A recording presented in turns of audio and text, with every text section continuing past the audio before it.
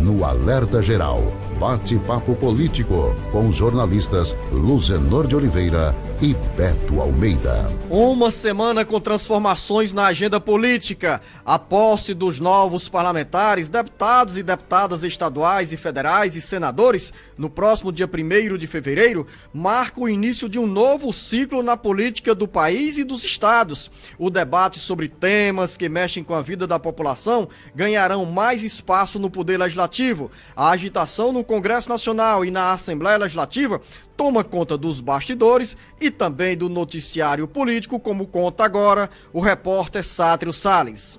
A semana tem uma agenda política agitada, com a posse dos novos deputados federais, deputados estaduais e senadores. Um novo ciclo político começa com as mudanças nas composições das casas legislativas. A Assembleia, a Câmara e o Senado terão no próximo dia 1º, quarta-feira, a posse dos novos parlamentares. Na Assembleia Legislativa do Ceará, são 37 deputados e 9 deputadas estaduais.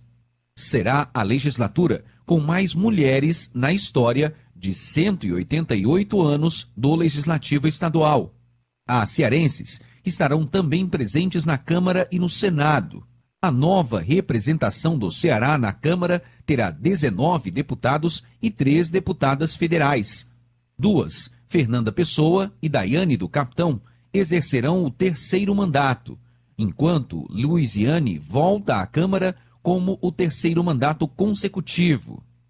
O Senado terá também voz feminina. Com a permanência do senador Camilo Santana no Ministério da Educação, a suplente Augusta Brito ocupará a vaga no Senado. Camilo, que desde o dia 1º de janeiro comanda o Ministério da Educação, assume o mandato, participação da eleição para a presidência da mesa diretora do Senado e, em seguida, volta para a esplanada dos ministérios. É uma semana que muda a agenda política do país, aquece os bastidores e também o noticiário. Com informações dos bastidores políticos, Sátiro Salles. A agitação volta sim, Marcos Furlan, ao Poder Legislativo. Você já estava com saudade do noticiário político, com os debates acirrados nas casas legislativas, Marcos Furlan? Verdade, Luzenor de Oliveira. Vamos começar tudo novamente aí no Luzenor. Vamos, agora Marcos. com muitas caras novas, né, Luzenor? Marcos, primeiro, são 513 deputados federais e 27 senadores, né? Porque a cada 4 anos nós temos a renovação do Senado.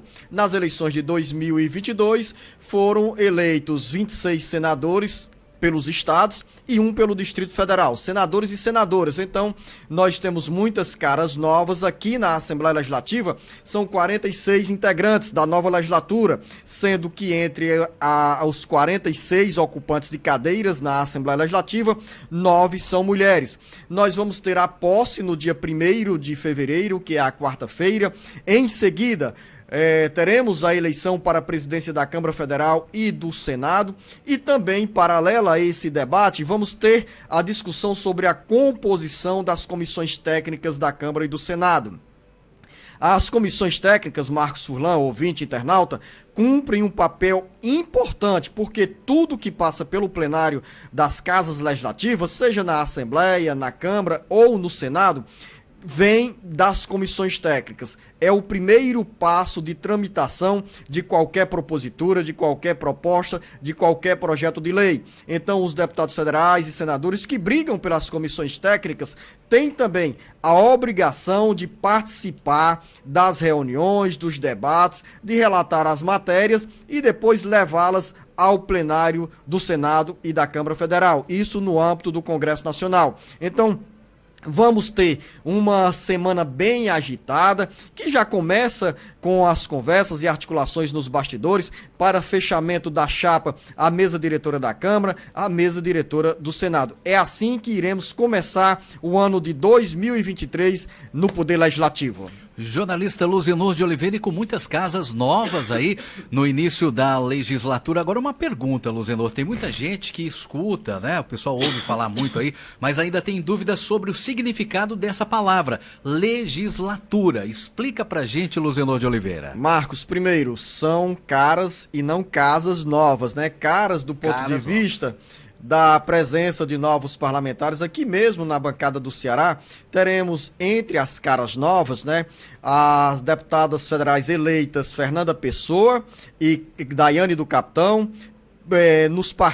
Nas outras bancadas, né? Fernanda Pessoa, que é filha do prefeito de Maracanaú, Roberto Pessoa, e Daiane, que é chamada Daiane do Capitão, porque é esposa do Capitão Wagner, ambas são do União Brasil. Temos também Matheus Noronha, do PL, ainda no PL, a cara nova é Yuri do Paredão, que vem da região do Cariri. Temos também o empresário Luiz Gastão, que assume pela primeira vez um mandato na Câmara Federal, e podemos ter na nova legislatura como cara nova o senador Eunício Oliveira, ou melhor, deputado federal, ex-senador Eunício Oliveira, lá atrás assumiu 3 mandatos de deputado federal, um mandato de senador. Em 2018 perdeu a reeleição ao Senado e agora conquista uma vaga na Câmara Federal e está como único representante do MDB do Ceará na Câmara dos Deputados. E são caras novas, Marcos Furlan, e quanto à sua pergunta, legislatura é o termo que se usa para definir o quadriênio de um mandato, seja nas câmaras municipais, nas assembleias legislativas, na Câmara e também no Senado. O Senado tem, no caso, uma legislatura que tem para 27 senadores, né, que começam agora essa legislatura de 8 anos. Nós temos os mandatos de 8 anos, mas a legislatura significa 4 anos de mandato. No Senado temos 2 legislaturas, uma que começa agora em 2023, com os deputados, os senadores que já estão lá, com um mandato de 8 anos, e a nova legislatura que vai até o final do mandato dos senadores que se elegeram em 2022. Eles tomam posse em 2023, agora no dia 1º de fevereiro, e ficam por 8 anos.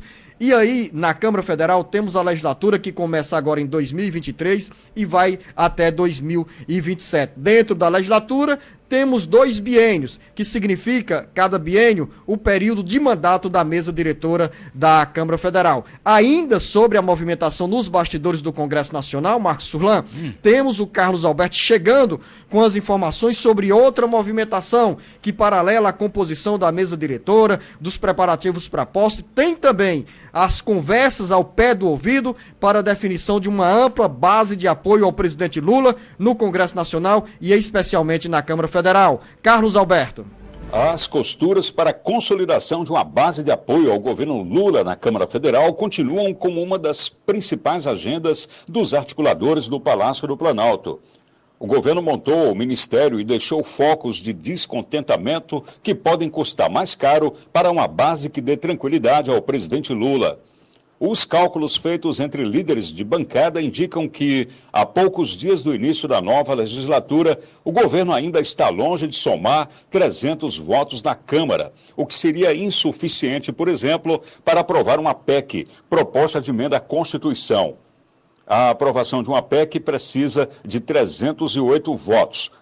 Para o líder do governo, o deputado José Guimarães, do PT, não se monta governo e base sem conviver com esses problemas. É natural que os partidos aliados e aqueles que vão dar sustentação política ao governo façam seus pleitos. É claro que nem tudo que é colocado na mesa, segundo Guimarães, o governo tem condições de atender. O desafio dos articuladores políticos do Palácio do Planalto é reduzir as resistências ao novo governo. Um dos focos de preocupação é a União Brasil, que foi contemplado com 2 ministérios. Mas a maioria dos 59 novos deputados federais não se sentem representados pelos nomes que a sigla indicou para o primeiro escalão do governo. Com informações dos bastidores políticos, Carlos Alberto. Tem razão o deputado federal José Nobre Guimarães quando, pela experiência, diz que não se monta governo base parlamentar de hora para outra e sempre tem os contratempos que significam, que se traduzem em conversa, em diálogo, em negociação. Mas se você me perguntar, Marcos Surlan, Luzenor, vai ter dificuldade para o presidente Lula conseguir esses 308 votos? Por que a referência de 308 votos? O Congresso Nacional tem 513 parlamentares. 308 votos são os votos necessários para a aprovação de uma mudança na Constituição Federal, ou seja, a PEC, a proposta de emenda à Constituição, como bem citou o Carlos Alberto. Mas o governo está começando agora e quem tem perspectiva de poder atrai aliados, atrai apoio. Então, o governo tem 4 anos pela frente e ainda neste ano nós vamos noticiar aqui o presidente Luiz Inácio Lula da Silva contando muito mais de 300 votos na Câmara Federal e a maioria no Senado também para aprovar propostas, projetos, proposta de emenda à Constituição, que é a PEC. Nesse caso de uma PEC no Congresso Nacional, na Câmara Federal, são necessários 308 votos e no Senado 46 votos, 47 votos. Ou seja, há sim um ambiente favorável à construção dessa base parlamentar. Mas isso não significa dizer, Marcos Surlan e ouvintes, que o presidente Lula terá sossego e terá tranquilidade e irá navegar ou viajar em céu de brigadeiro ao longo desses próximos 4 anos. Não, nós vamos ter uma oposição vigilante, uma oposição eleita na base do então presidente Jair Bolsonaro, que vem para fazer valer os votos que esses parlamentares, deputados federais e senadores receberam nas urnas e irão criar o contraponto ao governo Lula. É importante que nós tenhamos essa oposição sempre falante, acirrando o debate com muita responsabilidade, sem os ataques, sem as agressões verbais e também físicas. Não, o bom debate é esse que fortalece a democracia. Esse é isso que aí é muito importante, né, Luzenor de Oliveira, né? Sem dúvida alguma. É isso que nós teremos, Marcos Surlan, pelos próximos dias, pelos próximos meses e também pelos próximos 4 anos. Vamos ter um governo que será certamente vigiado pela oposição e é importante que nós tenhamos uma oposição atuante para o governo não escorregar nem cometer erros. E um governo, quando escuta a voz das urnas, escuta a voz da oposição, também consegue acertar e acertar mais para o bem do país e pelo bem da população e para o bem da população. Daqui a pouco tem muito mais aqui no Bate-Papo Político com a presença do jornalista Beto Almeida, trazendo ainda desdobramentos sobre a reunião que os governadores mantiveram com o presidente Luiz Inácio Lula da Silva e as conquistas para o estado do Ceará a partir dessa reunião. Tem muito mais dos bastidores políticos aqui no Alerta Geral.